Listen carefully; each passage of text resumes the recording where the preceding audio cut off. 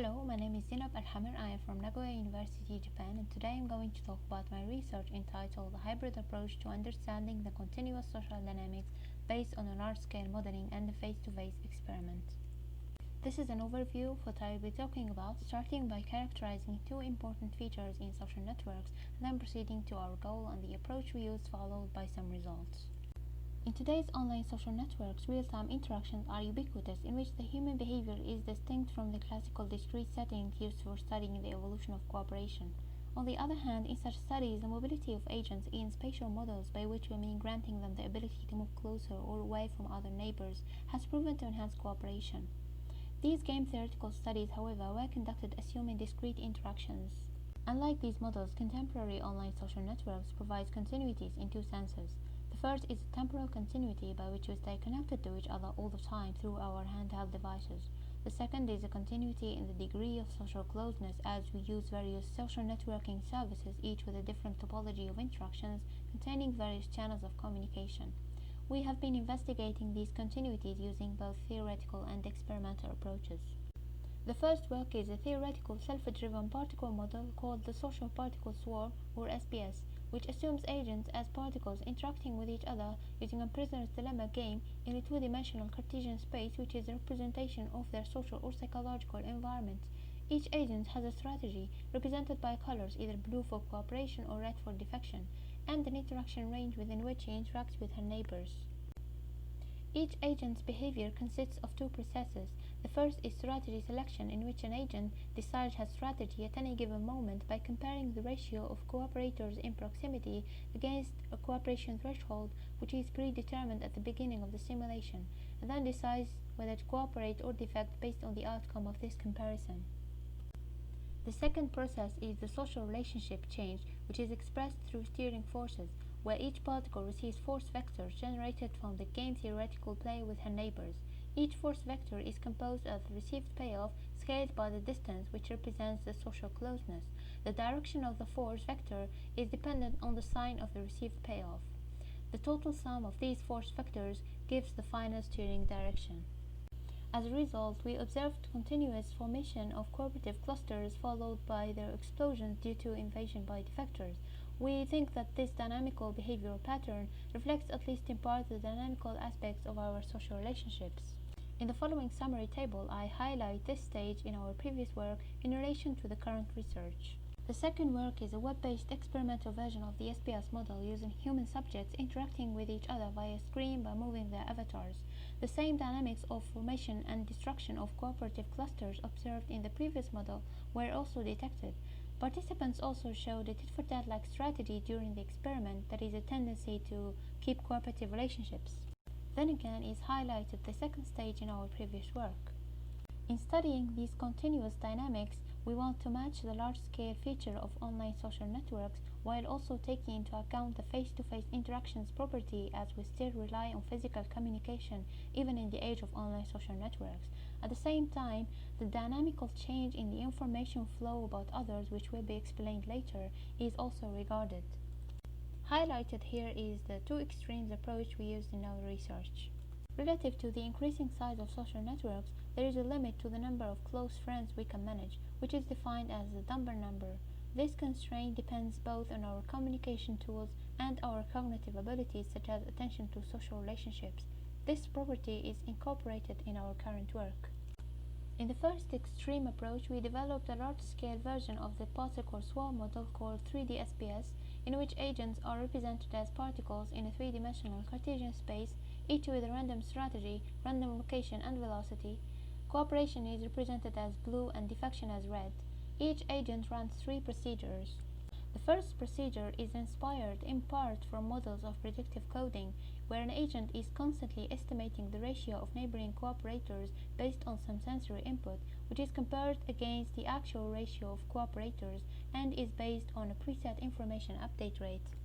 The second procedure is the strategy update, in which an agent decides her strategy based on the comparison of the previous estimate against the cooperation threshold, which is preset for each agent. The last procedure is the social relationship change, which is expressed through steering forces.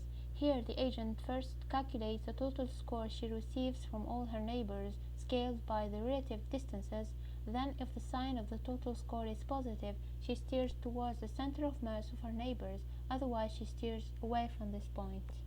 Using Flame GPU framework, which I highly recommend you check it in the tutorial session, we conducted simulations using 100,000 agents, and we observed formation of many spherical stable cooperative clusters with occasional explosions and emergence of new ones. On the right hand side, we compared the results using two different values of information update rates and found that slow update rates had strongly prevented the formation of cooperative clusters. Another observation is that the cooperation rate in the population was clearly higher with fast update rates. We can say that the information update rate has significantly contributed to the emergence of more dynamical and cooperative social relationships in a large-scale model. The second extreme approach is a physical face-to-face network experiment with human participants interacting according to a prisoner's dilemma game with the following payoff matrix using small Raspberry Pi devices. The experiment is carried out in a closed space where each player carries a Raspberry Pi Zero device which has an ID and a strategy that can be changed at any moment through a button press. During the experiment, the devices are constantly scanning for each other and exchanging information which is encapsulated in a Bluetooth radio signal. These information are used to calculate the total score. On the device's screen, three types of information are displayed. At the bottom is the current total score, with the status bar indicating whether the instantaneous change is decreasing or increasing. On top there is the current number of neighbors and the strategy color. The emitted Bluetooth radio signal is used as a measure of the social closeness, which is used for calculating the received total score. We divided the covered zones into three categories based on the strength of the received signal, which represents how socially close the player is, and discretized them into social closeness factors. In this experiment, the player's goal is to maximize their own total score using two mechanisms, either through a button press which switches that strategy back and forth between cooperation and defection, or through an actual physical displacement such as getting closer only to those who offer benefit. The total score is obtained by summing the received payoff from the prisoner's dilemma game scaled by the social closeness factors explained earlier. As preliminary tests, we recruited 5 voluntary participants who are familiar with the prisoner's dilemma game and asked them to try to maximize their total scores using these two mechanisms. We ran 4 sessions each for 5 minutes. In the first 3 sessions, we asked the players to hide their screen from others, and in the 4th session, we asked them to share it with the others so that we can compare the hidden information case against the visible information case. We chose one of the first 3 sessions and compared the results with the 4th session so that we can see how the change in these settings affects the global behavior. We extracted the data from each device during the sessions and generated the visualization of the corresponding temporal network. The highlighted edges represent active interactions that are happening within the medium and strong categories. The following plots represents the change in the total score of each player as a function of time during 2 different sessions. We see that in the hidden information scenario, there were variations in these values among players, while in the visible information scenario, it's clear that all players' total scores were increasing at the same rate. In this plot, the first 5 columns represents the temporal distribution in the number of neighbors of each player represented in black dots, and the blue and red triangles represents the distribution in their strategies, blue for cooperation and red for defection. The last 2 columns represents the distribution of the accumulated scores and the proportion of cooperators in the network, with the brighter colors indicating higher values. On the left-hand side, the hidden information scenario shows almost 0 neighbors for each player during the experiment, while as shown on the right-hand side, sharing information among players introduced more variations in this number.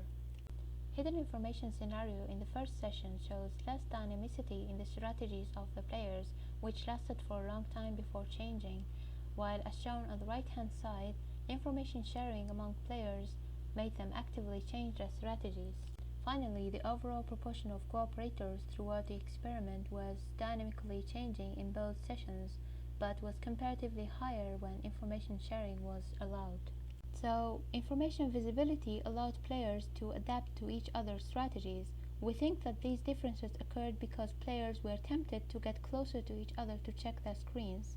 So both informational and spatial aspects affected the continuous dynamics in the cooperative behavior.